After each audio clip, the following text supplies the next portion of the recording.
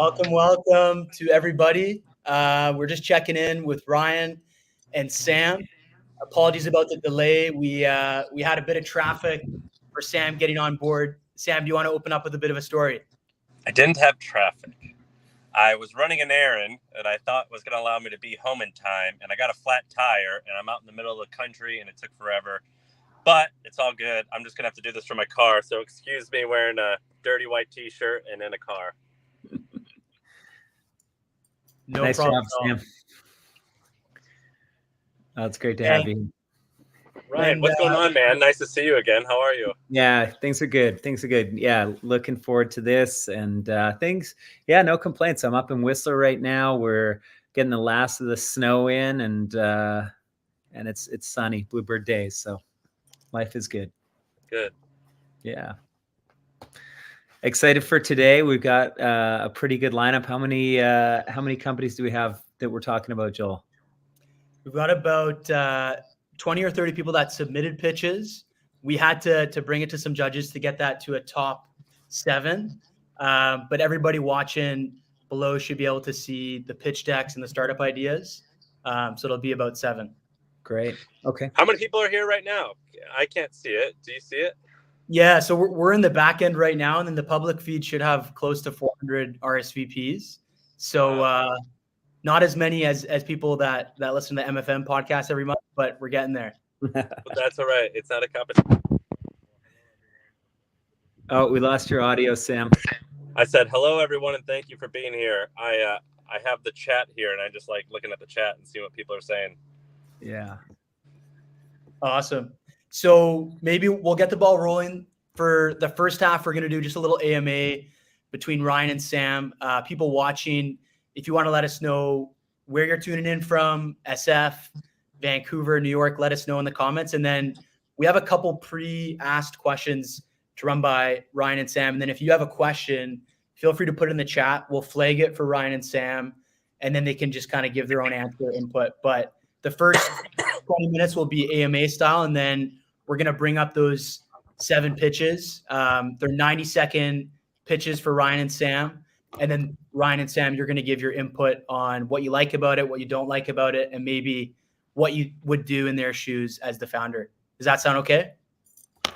That sounds awesome. Okay, let's do it.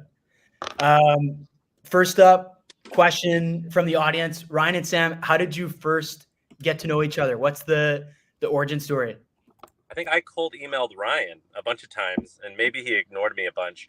But then, because I was like a little pipsqueak, but then we got a little bit closer when I was selling my company. Ryan was an awesome kind of mentor to me, where he kind of helped me just make some decisions. Yeah, I got a couple of emails.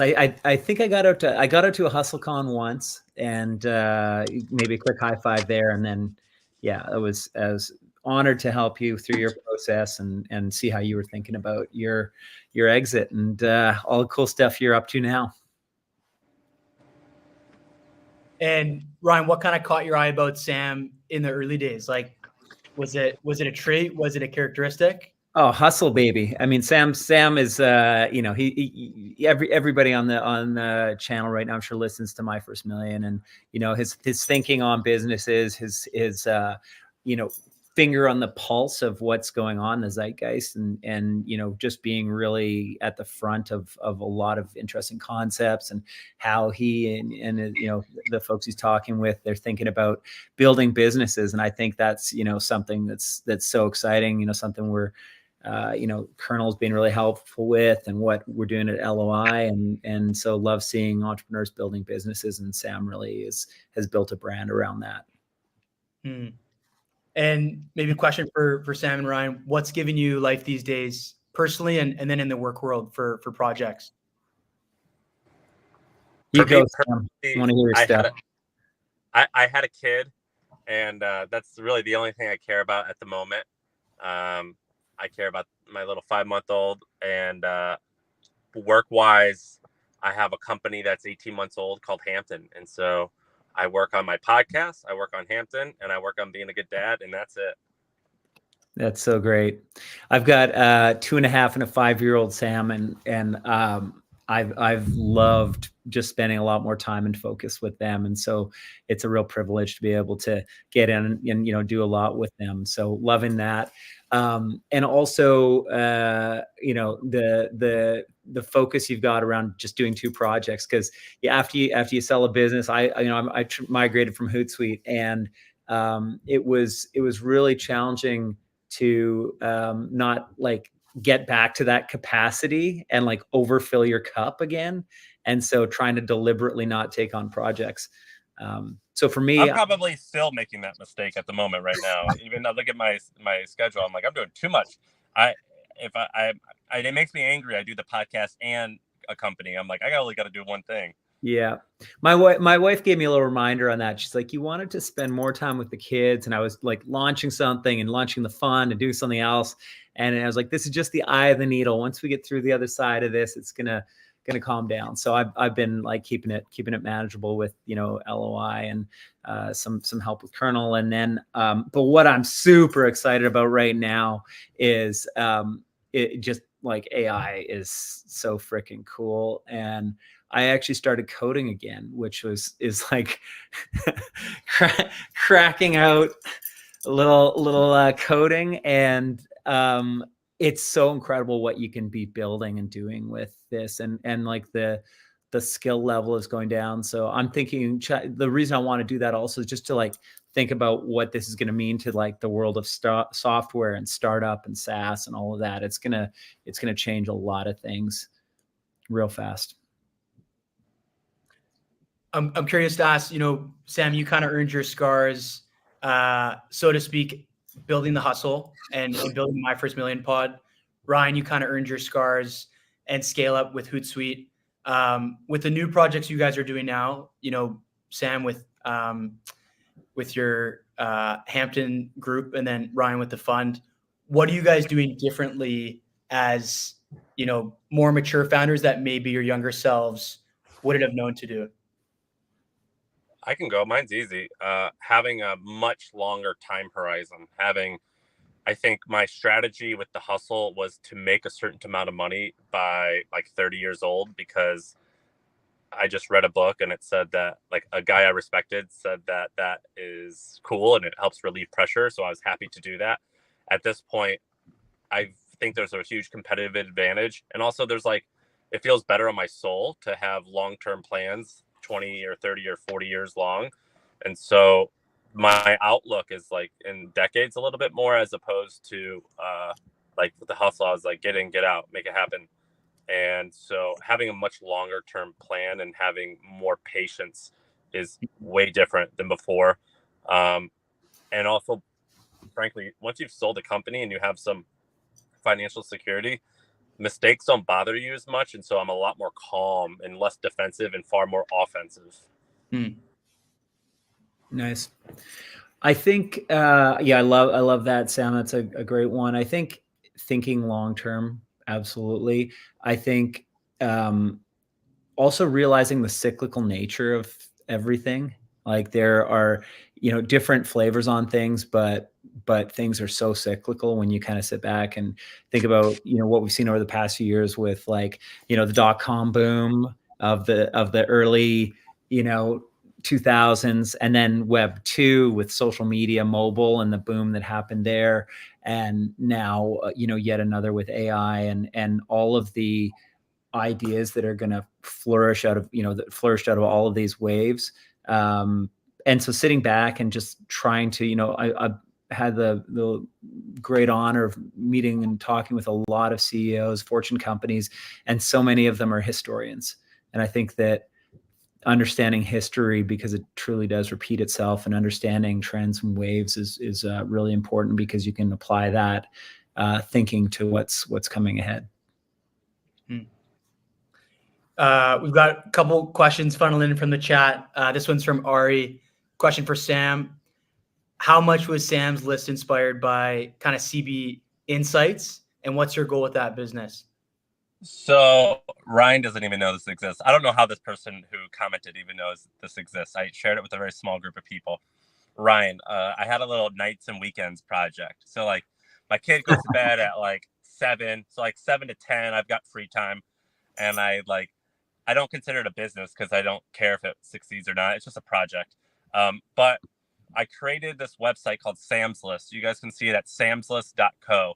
And if you're in Canada, I don't know if this even applies to you guys, but it's a Yelp for accountants. And because I needed to find an accountant, I was at the airport about 4 or 5 weeks ago, and I tweeted out who has an accountant that they love, because finding an accountant is so freaking hard. Like, it's a word of mouth thing. You can't like Google like what's a good accountant. And I got like 300 replies. And so what I did was I listed all of them on this website called Sam's List that I built on Bubble.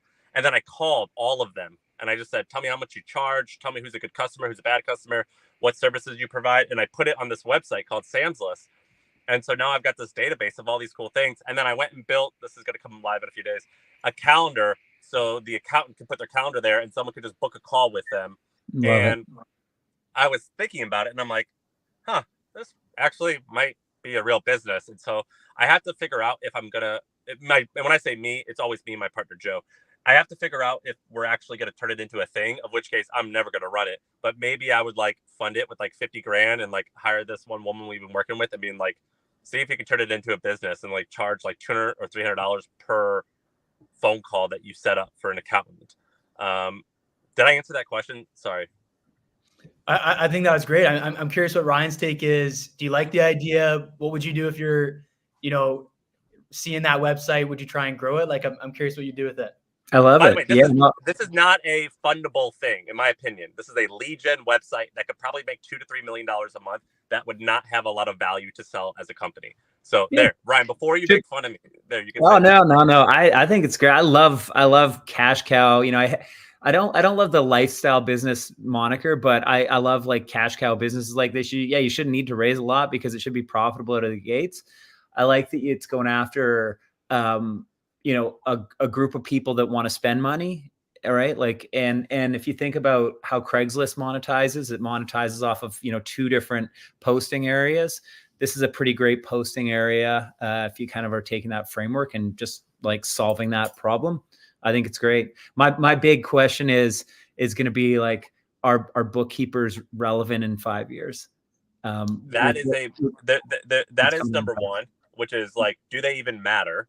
And number 2 is the way that this would get traffic is I would share it online, and I think I can get 100,000 visits a month doing that. Yeah. But then the other way you share this and get traffic is through search. Now that is the second point, which is search even important in 5 years? I don't know. So that's why I'm like, I don't even know if this could be a thing. Yeah. I mean, also AI bookkeeping. Like, if I can write apps through AI right now, the jump to like AI bookkeeping. I mean, there's like probably 5-10 startups doing AI bookkeeping right now, which is going to be real interesting. There's going to be more opportunities to get created out of this. So who knows? But I like this as a business. I think you've got like a few years with it, and I think you could make a bunch of bucks. And I love you building on Bubble. Ryan, you said you're excited about AI. Here's basically my strategy. Yeah. For the next 5 years, I'm just going to stash away as much cash as possible, because when AI takes over, it's just like, do I have enough to like hold me out for this storm of which I'm going to get annihilated in? That's like my strategy, which is just prepare. Like, I'm preparing for a hurricane. Yeah. I just feel like there's going to be a ton of jobs that are threatened by this. I think we're going to have to go to universal basic income. I think that, there's going to be, you're just not going to, I don't know. They say that every industrial revolution, there's been like an equivalent or greater number of jobs on the other side. With what's going on with robotics and the combination of robotics and AI, I don't know. It's going after white collar jobs. It's going after blue collar jobs. This is going to be a big one. So we'll see. I don't know if you saw Sora, the video. You must have seen it. Like, all the videos created out of that. Like, next Wes Anderson's is living right now, and he's going to be doing the whole production by himself, just with command line and like prompting, and that's pretty wild. Yeah, it's crazy. Question in the chat about new projects and how to validate them. Sam, kind of curious about the MoneyWise podcast. In that one, you said it's a test. We'll see if anybody likes it. How do you and Ryan validate kind of these ideas that come up in your head versus ones that should be on the back burner versus ones that actually you may build after the kids go to bed, sort of thing? So the MoneyWise thing is a podcast that we did for Hampton. I don't want to host another podcast, but I just thought I would be the first host to get it started. And that's a content thing. And so we validated that. I spent $7,000 to make I spent a lot, $20,000 to hire an agency to make the first episode. It ended up getting 50,000 downloads, and we got a bunch of customers from it. So it was like, okay, this makes sense. Let's keep doing it. When it comes to validating ideas, that accept money, dude, I call people like constantly. I'm on the phone. I call it Zebra Calendar. Like when I'm validating an idea, I have like 20-minute calls all day on my calendar. And so it's like 20-minute call, 5-minute break, 20-minute call, 5-minute break.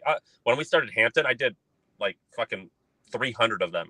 And I cold call people like crazy. Or not cold call, but I'll put like a form out there and collect people's phone numbers and call them. And I use this book called The Mom Test.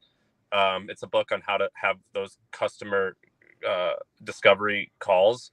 I use that like crazy. And then I say, all right, you want this? It's going to cost, let's say, $10,000 a year.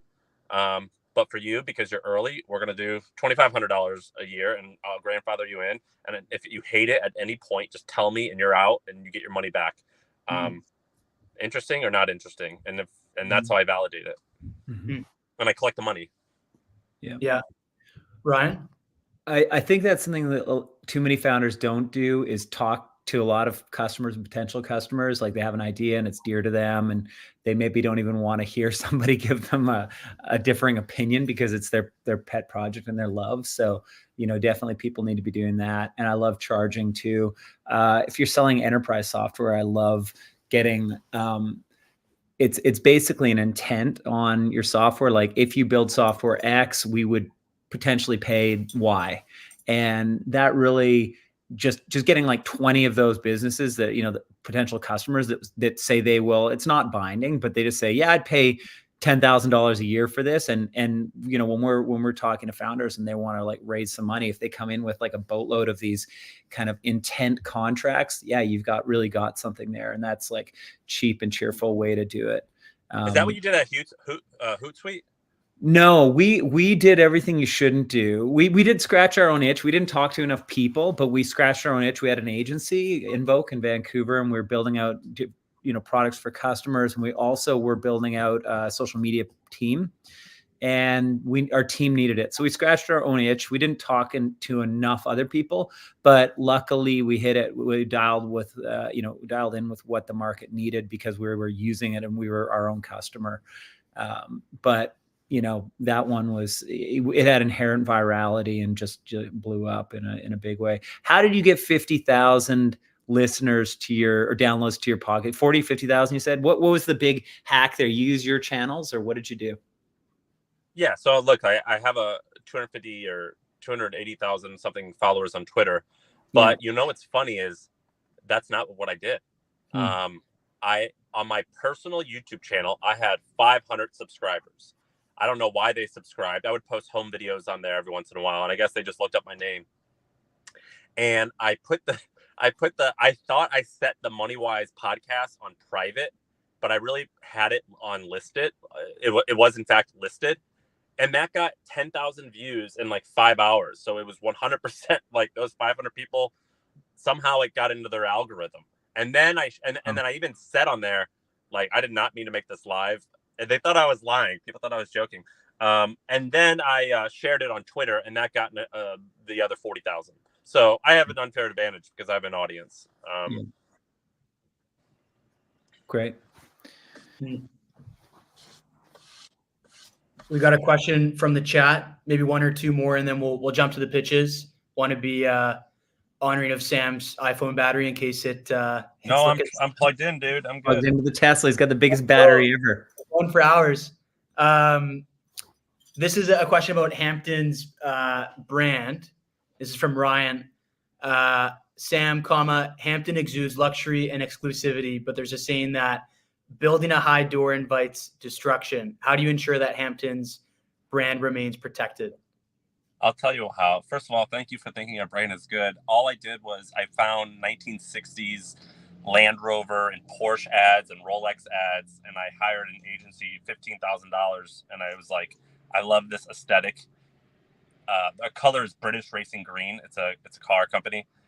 It's a car color, and I just said, let's do something like that. And it's called Hampton because I grew up on Hampton Avenue in St. Louis, Missouri, not because of the Hamptons. And so it kind of got lucky that it sounds luxurious. So here's how I think. So first of all, we might totally screw it up and our brand is going to just die in 10 years. I think it could last 50 to 100 years though. And the way that we're doing it now is we have like, over 1,000 members, and me and Joe, my partner, we watch 100% of the people who interview to join, and we're the ones who approve and deny. And we intend to do that for the next 1,000 or so members as well to create the culture for the community. And so, like, we watch a shit ton of interviews. So in order to get in, you have to interview. We watch all of them. So that's how. But that phrase I've never heard before, that could happen. But I mean, I feel like it's easier to create a higher. I just think it's easier to have a higher end brand than a lower end brand. Mm-hmm. I can always go lower, right? I mean, if Louis Vuitton came out with $100 product, everyone's going to buy that. So I guess they could do that if it sucks. And Ryan, how did you think about pricing or kind of branding in the Hootsuite days? Was it build for everybody and see who picks it up, or was it focusing on just CMOs or heads of marketing at the Fortune 500 to start?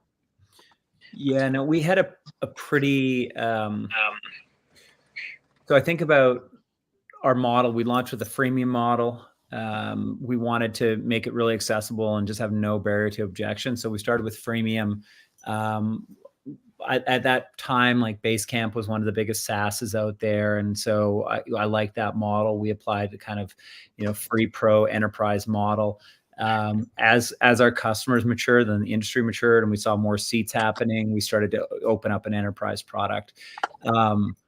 I would say to people that is a very challenging breadth to run, all the way from free through to, small business, self-serve, all the way through to enterprise paying 7 figures annually. And I would suggest to people to probably narrow that focus down to like a swim lane, because most industries evolve into swim lanes. You've got your, prosumer product, your SMB product, your mid-market product, and your enterprise product. And usually you have a competitor in each lane. And they sell against each other pretty successfully against competitors that are in a different swim lane. And so, we were able to bridge those different tiers, but it's a challenge. And so make your life easy and go after a specific, lane. And by the way, Ryan, you mentioned Basecamp. I just had Jason Fried on the pod yesterday. Yeah. Man, you guys want to talk about branding? He's really good at like branding. If you guys go look at hey.com, once.com, they're very good at branding. Yeah.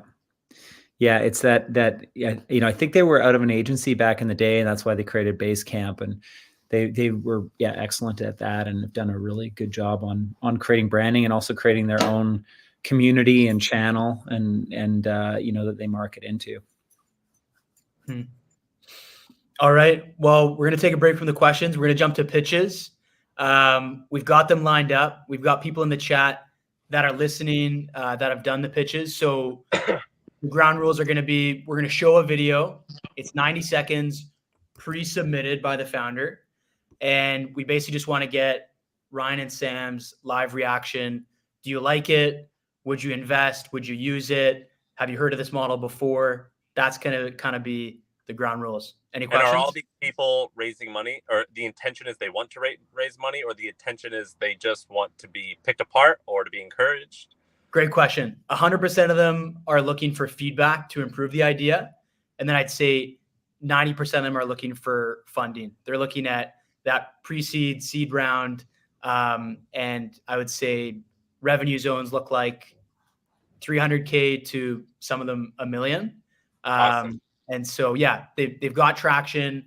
It's more than a napkin startup idea, but it's not a hustle. It's not a Hootsuite yet. They're looking for that refinery magic from Sam and Ryan. Okay. All right, let's go. All right. So Well, you guys are the ones with the checkbook. You better. Hopefully, you'll be making some checks. Yeah. Yeah. I haven't sold the company to HubSpot, so I know you got some savings to pop in. We'll see. So those of you watching, there's going to be a startup page that comes up. If you like the idea during the video pitch, you can also request to meet that founder or invest in them yourself if you're a VC or angel listening. And so that's why we're not hosting this on Zoom. We're hoping to create a spot where you can meet these founders and join them or work with them. So first video up is Mr. Andrew from No Story Lost. Here we go. Guys, so you've both heard of my business before. It's called No Story Lost. We interview your parent and turn their life story into a beautiful coffee table book. So we interview, transcribe, write, add photos, add color, and then print and ship a beautiful book. We measure our success based on families crying happy tears when they open the book together. We've existed for 4 years, and I just went full-time last year, and we took a minority investment from Andrew Wilkinson and Tiny. Projects cost $1,500 US, and we have 55% gross margins. So we're paying our salaries and breaking even. Families love the product, and random people will buy it online without ever talking to us. And there's a massive and growing market for this. So we've got something here, but we're stuck growing slowly. Here's some stuff that we've tried that hasn't really worked profitably. We've tried paid ads. We're on our third agency. B2B affiliate sales, so we have 40 referring partner businesses. Repeat and referral customers is 20% of our business, but the flywheel turns pretty slowly. We've given projects to influencers. We've sent direct mail to wealthy neighborhoods. We even threw up a 25-foot banner on my cousin's house next to the highway until it got taken down by bylaw officers. We've tried a ton of things, and the inputs just aren't creating the outputs that I'm used to in business. So I'm curious to hear how you would grow this business, or if you think we're missing something. So what do we think? I know that business well. So there's a company called Storyworth. Started by this guy named Nick. He started it in my in the office that I worked out of in 2013 or 14. And I used it. And what they did was they would send you your family member an email once a day. They answer it, and then you get a book at the end. I thought it was awesome. I think that if I'm that entrepreneur, I would not raise funding. I think this is a company that can make millions of dollars in profit, and you be very wealthy. I think that it cannot provide a venture return. And that sounds like I'm dissing someone. I'm not. This is a sick company, I think. I also think he said something that irks me, which is that he's on his third agency. Dude, I think hiring a paid agency 9 out of 10 times will not work. Paid marketing, which, by the way, paid marketing for a lot of people, I think it's stupid. I rarely think, maybe I'm wrong, Ryan. I think that if paid marketing is going to be a core competency, like the company's basically sales / marketing and like product and and then recruiting. And like if paid marketing is something that you're hiring an agency for, I think that they will never give a shit like you will give a shit. And if maybe you can do it once you're bigger and you like know what works, but I would never hire an agency to do this. I think the founder, assuming you're a small team, you need to go and do it. In 1 month of spending your own money, you'll know more than an agency a lot of times. I like paid. I like it because it's like instant, nimble, for a small startup. And I agree with you. You're like agencies, until you're spending like a good chunk, it's hard to get their attention. Like we used to deploy paid for customers.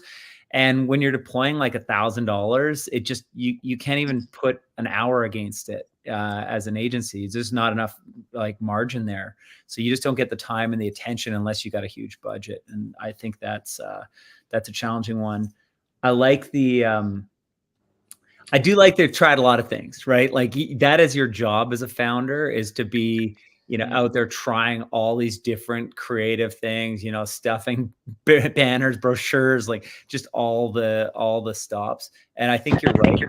This might not be a venture business. It might just be a great, grower. I would also think about like how you really like incent that word of mouth, like getting your customers to be your advocates on like getting the next story done and like really drilling into like who could use this service, you're happy with it. Because once you kind of crack that like word of mouth referral, it might just be an inside sales team that's like, just hitting up everybody, kind of like a customer success group. Those are some things I would think about. And I think that there's like this weird no man's land in pricing. Ryan, you would know way more than I do, but in my small amount of experience, I think that like there's like you can like have an ad and probably buy something profitably for like if your price point is like like 50 to like 150 or $200, and then like there's kind of no man's land from like $200 to like $2,000 or whatever the upper end of that is. Like you can hire a salesperson. I don't know what that number would be. You'd have to do the math on like how many salespeople or how many closes your salesperson could do to make it profitable. If I'm this person, I would come up with an automated offering that's $99. So it's an impulse buy. And the way I would do it is probably we just send your family like 30 emails, they answer it, and then you turn it into a book. And then after you collect that $900 right off the bat, right up front, you say like for an additional $1,400, we'll do this, this, and this. I would probably do that type of offering. There's a lot of newsletter businesses that I've run or own or been part of or know of. And the pricing is oftentimes $900 for the front. We call it the front offering, and then $2,000 for the back offering. And it's a lot easier to acquire a customer at break even at $99 than it is at $2,000. But you can get them in the door at $99. And so the way I would make your landing page is I would make it a landing page that explains what it is. If you're interested, enter your email. Awesome, you're interested, and then you sell them on the $99 one thing, the $99 thing. Or they could also buy the $2,000, but you sell them the $99. After they do the $99, then it's an upsell to the $2,000. But if you have to first collect their email on page one, and then you could constantly remarket to them, and then potentially you could actually decrease your CAC because now you have an email list of users who you didn't capture on day one, or on first touch. I love that. I'd also think about you do intent on like offering. You can run like a carousel for different. Every third user gets a different offer. So you can offer 30%, a $99, a $500, and $1,000. And then you just extrapolate, we landed 100 people on each of the pages. And when we offer it at 99, it results in this. So you can extrapolate out and you just see where your sweet spot is for pricing and volume and multiply the two.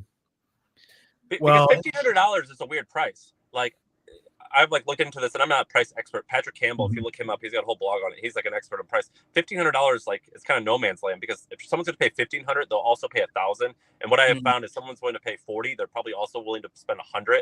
And so you got to find like where these weird bands are, and then you exploit those bands to your advantage. Because what this guy did, I bet he did what I used to do, is you just fucking made it up. Well, Andrew in the public chat says, "This is awesome. Appreciate this, guys." And he's hit 30 upvotes on the kernel feed. So that means 30 people want to use it, pay for it, or would invest in it. So nice work, Andrew. We'll jump to... And by the way, look at the Facebook ad library for that company that I mentioned. It's either called Storyworth or Storyworthy. They're running tons of ads on Facebook, and he's a bootstrap company, which means he's running ads profitably. So figure out what he's doing and definitely copy like the idea. Love it. Okay. Idea number 2 coming up is Millie. Building the generalist community. Here is the pitch. This is awesome. Hey, I'm Millie, and since 2022, I have been shoulder barging my way onto the global stage with my company, Generalist World. I'm a seasoned founder with loads of failures, scars, and lessons under my belt, and a really weird founding story. Work is changing faster than Sam can say, no small boy stuff. And there's more uncertainty than when Ryan decided to drop out of college and start a pizza shop. My spiky take is that the future belongs to generalists. This is coined by our resident neuroscientist and artist, Erica Warp, but is best summed up as being we're the thread that ties everything together. I built from a gorgeous remote island in the Scottish Highlands, and I've bootstrapped my way to our first $25,000 month. I've built the whole company transparently in public, or in Harry Dry's words, I've actually built a cult.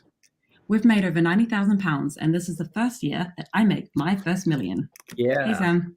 Our proven revenue streams are community, sponsorships, and recruitment, We have 600 paying members, had LSE knocking at our door, thrown events all over the globe, and I even got to present to Scottish Parliament. And when I'm done, I have built the generalist workforce that solves the future's most ambiguous and thorny problems. I'm not raising investment. I have one question and one CTA. Sam, what is one non-obvious way you would grow if you were in my shoes? And everyone, if you like what you hear, please give us a share. Thanks. Dude, Millie's the best. What, Joel, Was Millie a robot? I don't even. Was that a real person there? She's real. She's real. She's real. Joel, All right. could you go on your laptop on what's the product? It's a paid community. Yeah, I'll put it in the chat. It's called The Generalist. And I the can't one click liner- off. Sorry? I can't click off. Yeah. We'll keep you on your phone. So the one-liner is called The Rise of the Generalist. When someone asks me what I do, I squirm a little. And it's basically the thought of building a community, I believe on Slack or like a paid circle.so community where you're basically empowering people to be generalists. Millie's listening in the chat, so I'm going to hear if I butchered that or not. And then I'll see. How much does it cost? I think I want to say $100 a month, but Charge up front. In the chat, she says, "I'm not a robot. I'm dying. This is amazing." And what was your question? I meant that in the best of ways, Millie. So it's $100 a month. Does she charge monthly or upfront? I think I was checking it out, and I think the first month or two is free, and then I think you sign on for either monthly or like a yearly fee. So probably $1,000 a year. Okay, so this is a community for generalist employees looking for employment. Yes. Okay, so non-specialist employees, generalist workforce that solves the world's most existential problems. Is it?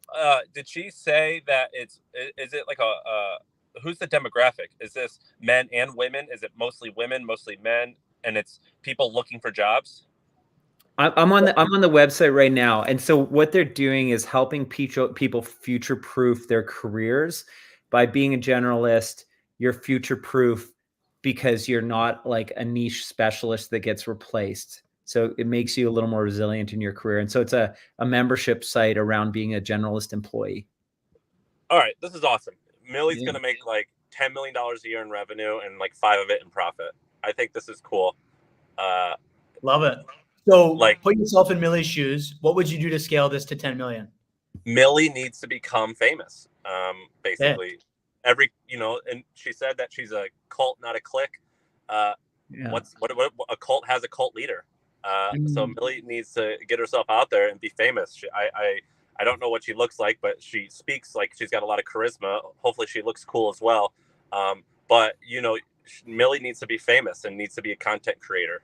I know she posted a tweet about this event, pitching you to, and I think it got 50 or 100 likes. So I know she's great at the social media game.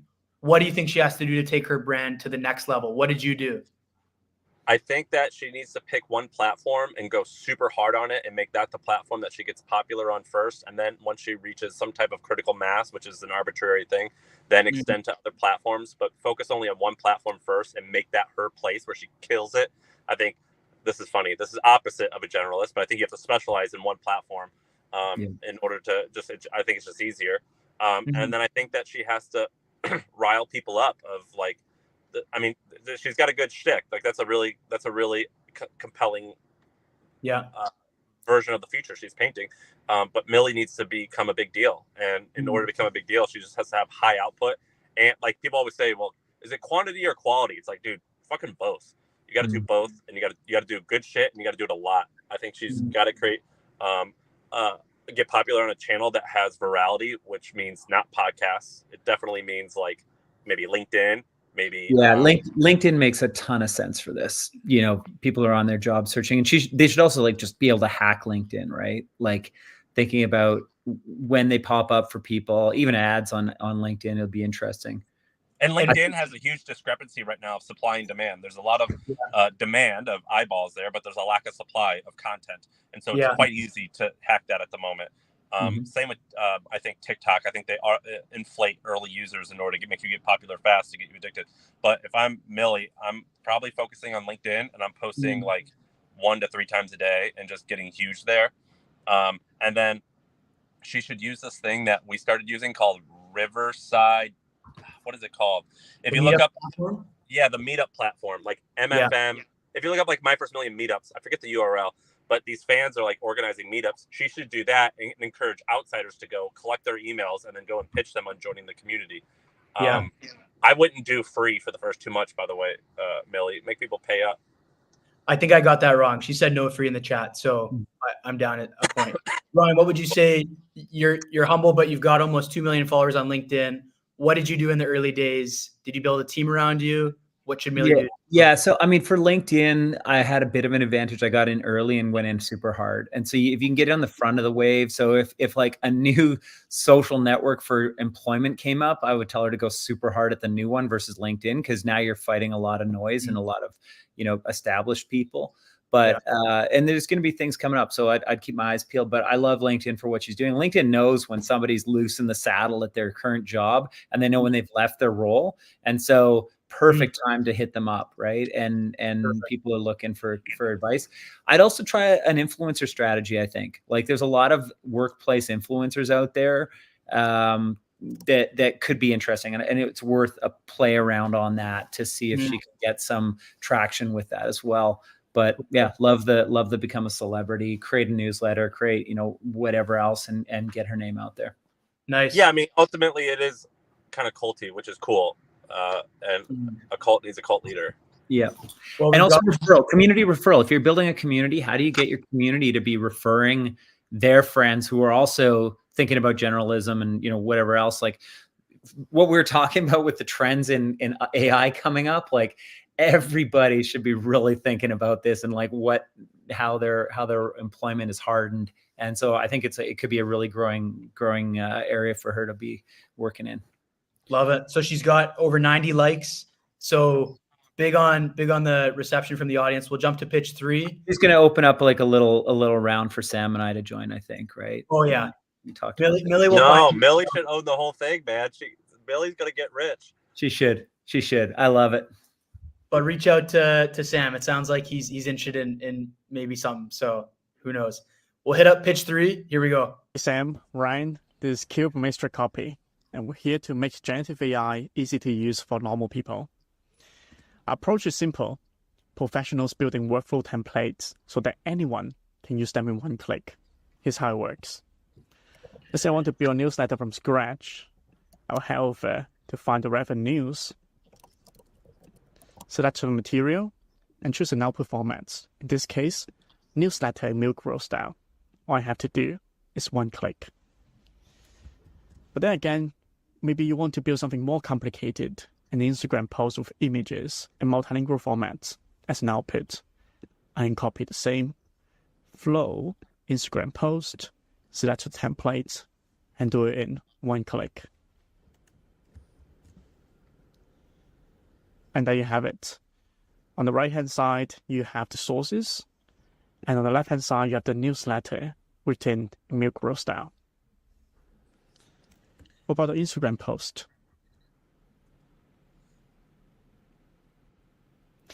Image design on the left-hand side.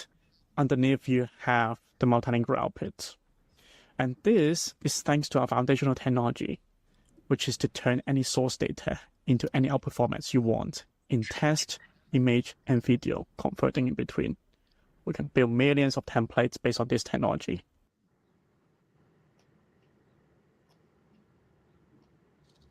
What do we think? Ryan, Hootsuite's definitely doing AI, but could Hootsuite just be like, hey, that was cool, we're going to do that? Yeah, I mean, Hootsuite's doing a bit of that right now already. We're already providing suggestions around brands and AI suggestions. And so it's not to say there's not room, but it's a challenge. It's a challenging one. All of the dashboards, like social dashboards, like ourselves, all of our competitors, everybody's got an AI component. So the newsletter thing's interesting. I'm not as deep as you are in the world of newsletter, but that there may be something there. But then how long until Beehive and like all the other newsletter providers start to do this similar thing as well? Yeah, I'm not sure how long that is. I would get nervous I would get nervous betting on this business because I think that it's Hootsuite, HubSpot, whatever. They'll just be like, cool, give us a week. Bye. You know what I mean? Yeah. I think that they could just copy these because people are already using their platform. Maybe I'm crazy, Ryan, or I can't tell if my emotional side is winning versus my logical side. I actually think that popular content creators are going to have more soul and will need more heart versus like an AI written thing. I think that, but I can't tell if it's like, if I'm just an old man wishing this doesn't happen. I'm trying to think of where this goes, Sam, because like, you know, the saying about a million monkeys, a million typewriters, and infinity, and everything is written. And like, there is going to be a sea of content that's getting created because the barriers to entry on creating content are going down. It's just getting so easy and everybody can deploy.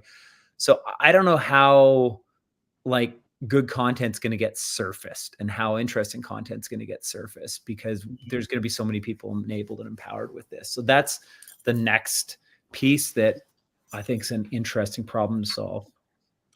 Well, yeah, I think I read this Morgan Stanley report and they said something that changed my opinion because I was looking at investing in all these AI companies and they were like, the majority of value in AI is not going to come from new startups. It's going to come from the Hootsuites and HubSpots of the world who are just going to like make their software better and have AI features. And that's where the majority of the value is going to come from.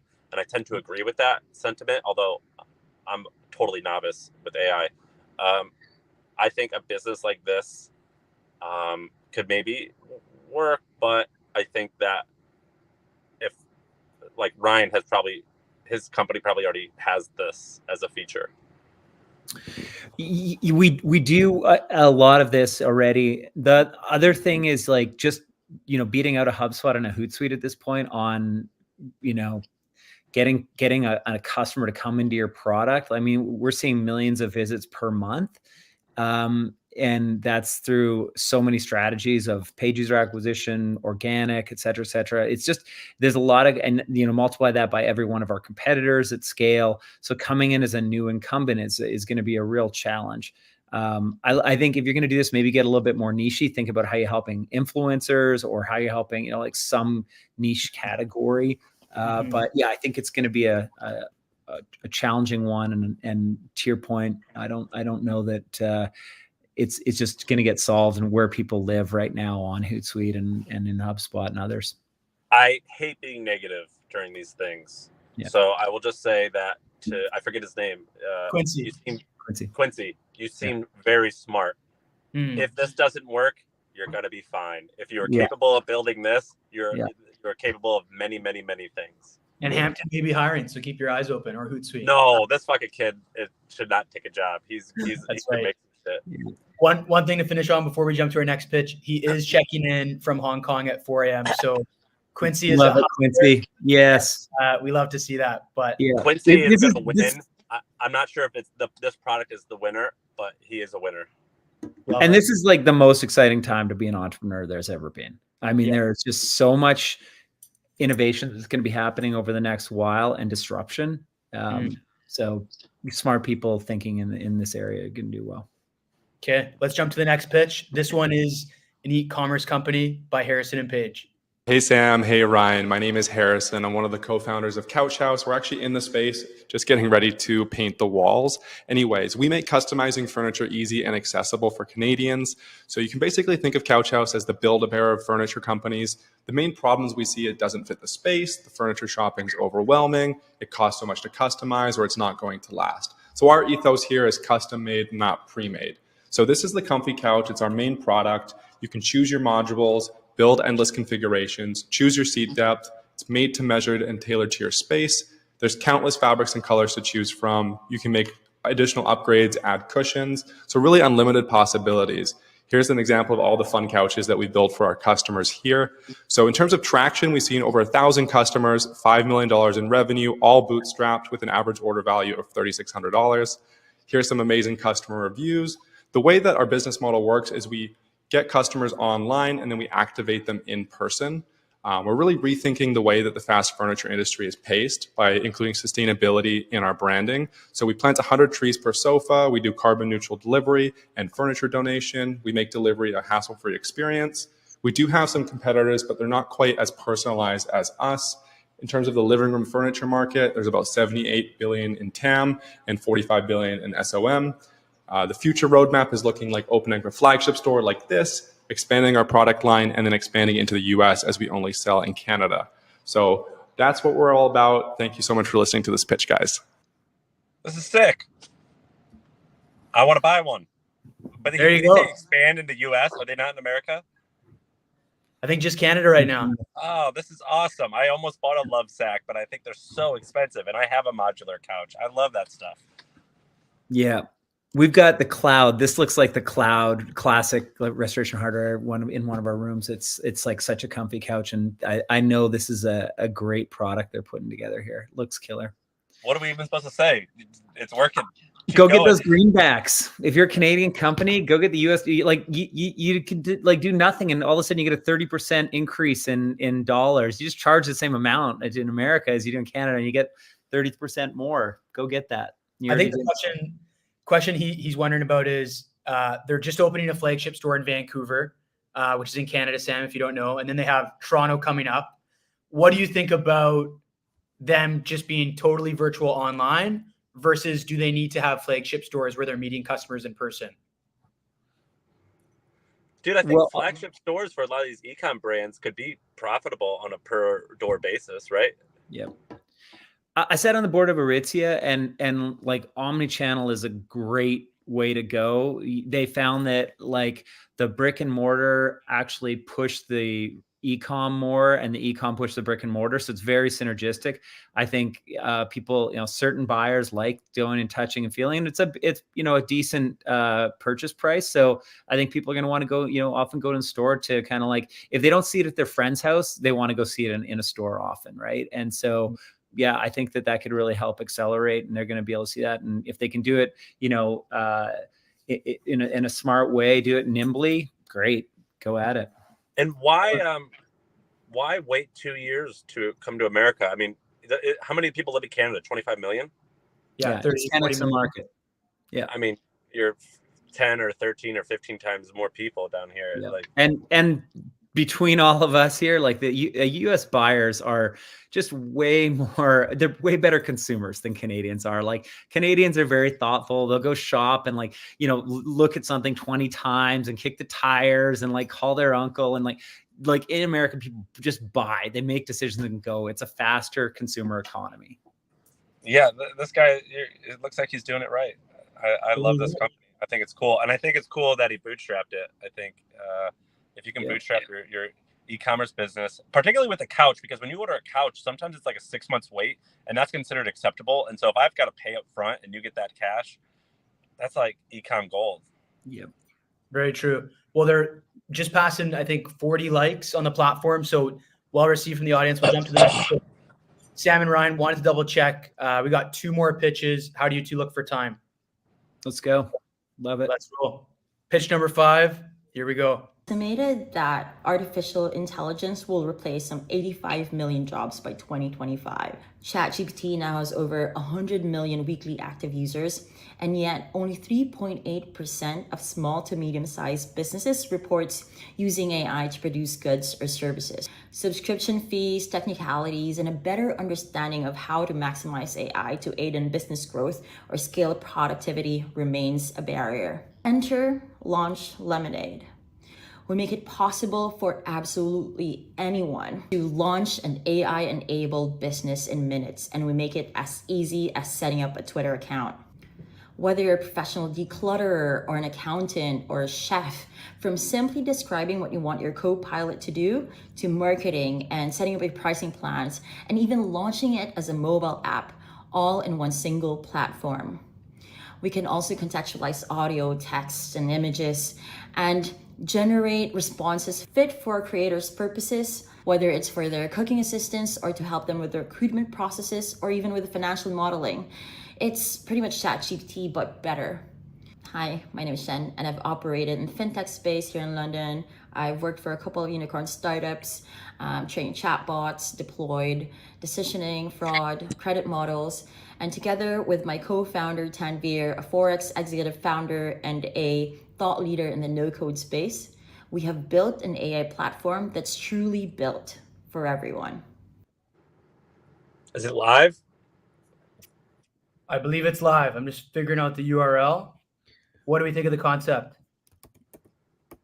I'm clicking it here too. Launch Lemonade. Turn your ideas to apps in 2 minutes. Okay.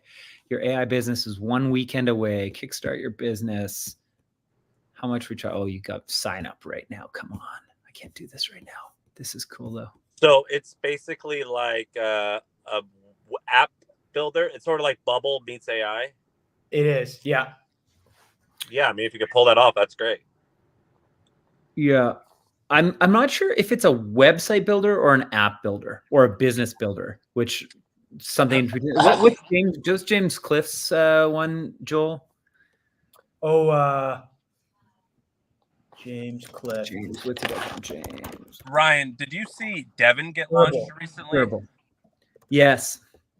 Do you think that this industry is going to be like the website builders where a Squarespace, Wix, WordPress can all thrive because there's so many people?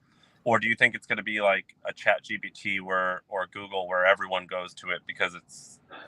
Well, ChatGPT and Google can't seed the SMB create an app space. You know, they're going to buy somebody, probably won't build it. Maybe they'll build it with Gemini quick enough, but I think so it's a business builder. It's Shopify for AI tools. Interesting. Okay.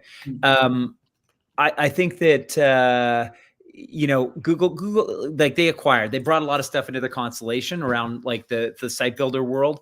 There'll probably be a combo like websites, right? You got app builders. I don't know. I think about like devs when you talk about that product of like an app builder, I'm like wondering where the hell this goes, like with Devon for actual like coders. And you know, everybody's thing for years was to go and like learn how to code. I think that's going to be a challenged industry, right? It you know, devs, I think it's going to be an interesting one. Anyways, off track here. Business builder. Thoughts on kind of scaling this or validating it further? What would you two do? Dude, I think that if this thing, to me, there's like two types of businesses. There's like, you make it and can you get customers? And then there's like, well, if you can make this, everyone's going to want it. So like an example is like what Figure is doing with robots, where it's like, man, if we could just pull this off, like we don't have to worry about marketing because I know everyone wants it. I kind of think that ideas like this are partially in that category where it's like, if we can pull it, like it's a tech problem, not a demand problem. And so like, to me, a pitch like this, it's like, yeah, if you could pull this off, this will work. Devon is on a closed beta list because everybody wants to get into like, you know, the promise is you put in a prompt and it's going to build your app for you.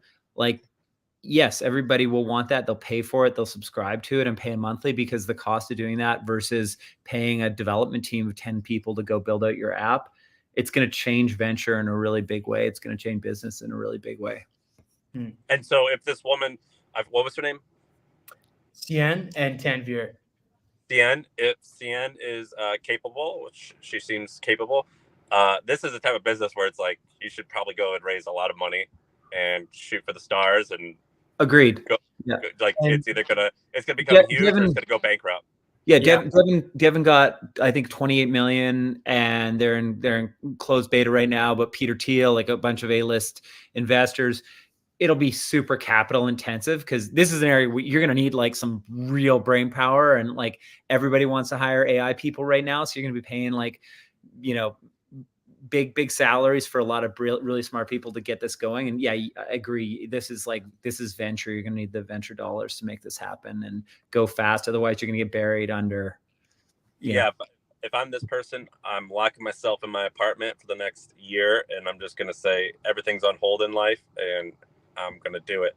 I think the reward of this is quite large. The question is, can you actually pull this off? I'm not well versed enough to know if what's possible, but I know how to make some money, and I know this would make a lot of money. Yeah. I think video, like, just if you really do have the goods on this, just start pushing out video of like, oh yeah, here's our builder. Here's like, I would love to have seen a demo of like a 30-second demo of you building a business for me or building a business app for me would be very compelling, and people will go crazy for that type of thing. Which is how Devin got traction. Yep. In the public chat, Sien says, I haven't slept since January. So I think she's in the right mindset. And happy that crazy people like her exist, and I'm not one of them. There you go. I'm happy that she's going to make this. You can do a sprint of it, but you can't do a marathon of it, right? Like this is a sprinty window right now for her, what she's doing, and I get it, but long term, it's not advised, right? Yeah, I'm happy that she's going to build her future, and I get to participate on it from the outside. From the Tesla, that's right. Well, let's jump to our next pitch. There is a demo on their site if people want to check it out. Somebody said that. I'm going to get over there after. This one is Monty. Here we go. Hey Ryan and Sam, I'm Monty, the founder of Catena. I was born and raised in the Philippines for the first 18 years of my life before moving to Wharton for college, and then post that, founding a venture-backed company and investing into deep tech startups over the past 2 years. While meeting hundreds of founders over the past 2 years, I realized that most of them didn't really know how to hire top overseas talent. A lot of them thought, hey, let me go hire someone from a big American company in the past, like a Cigna, T-Mobile, or Aetna. But those are actually not going to be the sharpest hires you can make on the market.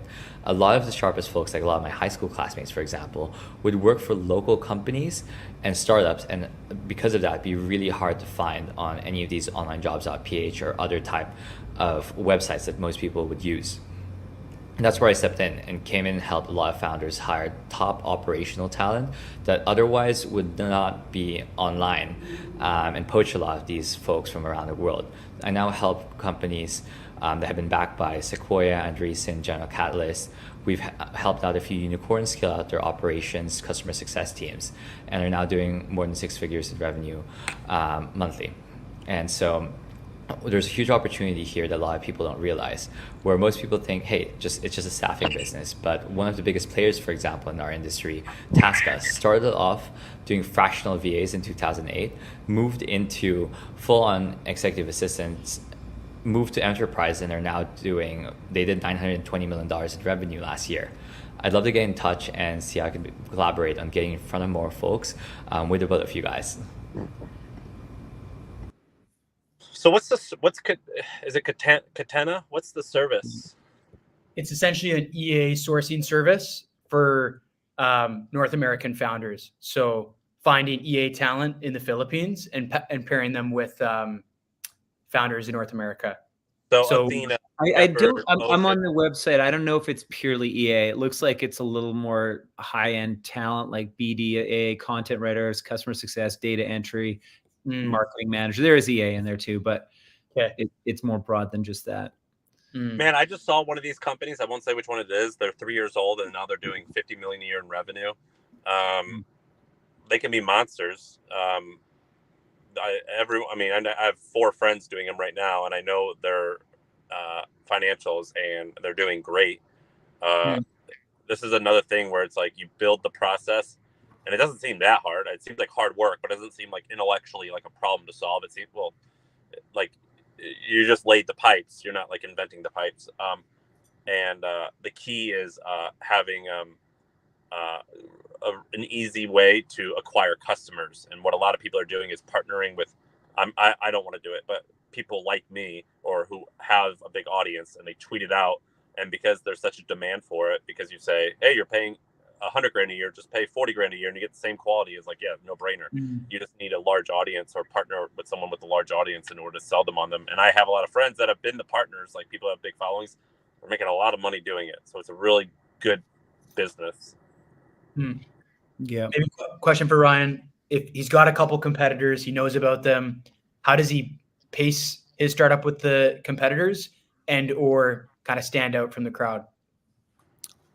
Well, I think you need to figure out if you want to build a venture business or you want to build like an incredible cash flow business. You can do, I think you could go both. Like Taskus, who you mentioned, I know the founders there, their value prop was like, on demand, like basically Amazon AWS for talent. And so you can just spin up and spin down teams and make it very easy and fast. And that was and it was like, go get venture and go super fast on building this out. And so they took money and they did that. You kind of have to know which one you're going for. And if you want to go and build that and swing for the fences, like great, you go and get venture and you do that. If you want to build like just an incredible business that's spitting off millions of dollars a year and you can just like keep your profits, then that's the kind of different strategy and you approach it in a different way. I think it's a solid business, and I think they should, like as Sam said, there's like a real clear path to doing well in this, and just it's being patient and growing a business. And I think he's got competitors, obviously, but it's everything from Taskus, down the line. So I mean, you're in a terrible business if you don't have competitors. You're in a terrible category, because good ideas always come at the same time. There's always 3, 4, 5 people doing something. But the market's huge. Yeah. Like he could win. One suggestion, Catena, I don't know what that word means. I would highly recommend doing a more, I think he said he's from the Philippines, so he's not a native English speaker, doing something a little bit more that is easier to say for an American or a Canadian who is a dumb idiot and like me and doesn't speak another language. Very true. Yeah. Maybe time-wise, let's jump to the last pitch. By the way, one piece of advice for this guy: I know how much some of these influencers are making promoting businesses like this. It's a lot of money. I would never do it because my partner in crime is one of these promoters, so I would never want to compete with him. But if he were not doing it and you approached me with an audience and you said, I'll give you 10% of profit if you promote this or something like that, I would be like, no brainer. Let me test it for a month to see if you're any good. And that is a no-brainer. This is a very easy sale to someone in my position who has an audience. Yeah. Good advice. Okay, last one up is Ravina. Hi, Ryan. My name is Ravina O'Brien, and I'm the CEO of Just Cakes Bake Shop and the Jar Bar Vending. When was the last time you enjoyed a cake from a jar? Better yet, when was the last time you enjoyed cake from a jar straight from a vending machine? Well, now you can with the Jar Bar, North America's first ever cake in a jar vending machine. Rewind to 2014, a time when everything was in mason jars. That's when my company, Just Cakes Bake Shop, introduced our cake in a jar product, a convenient way to indulge in delicious gourmet cake on the go. The product became an instant hit, and upon opening my bakery, it became our best-selling item. Now, let's fast forward to COVID-19. Like many other businesses, we had to pivot. We saw a surge in our cake jar sales during this time, and making the bold decision to do something different, do something innovative, we decided to put our cake jars into a vending machine. We had our first 10-day pop-up in a local mall and generated over $18,000 in sales. From then, we've had the Jar Bar pop-up in several malls, campuses, and buildings, and we've seen a similar success. The process is simple. The customer approaches the machine, selects the flavor of their choice, makes their payment, and the machine does its magic, and you can watch the cake jar dispense. The Jar Bar not only allows for the scalability of a traditional brick-and-mortar style bakery business, but also places quality and technology at the forefront, ensuring more cake reaches dessert-loving individuals. So who says you can't have your cake and eat it too, even on the go? With the Jar Bar's unique cake indulging experience, enjoying a gourmet dessert has never been easier and more convenient. Let them eat cake. So what was the question? Yeah, sounds great.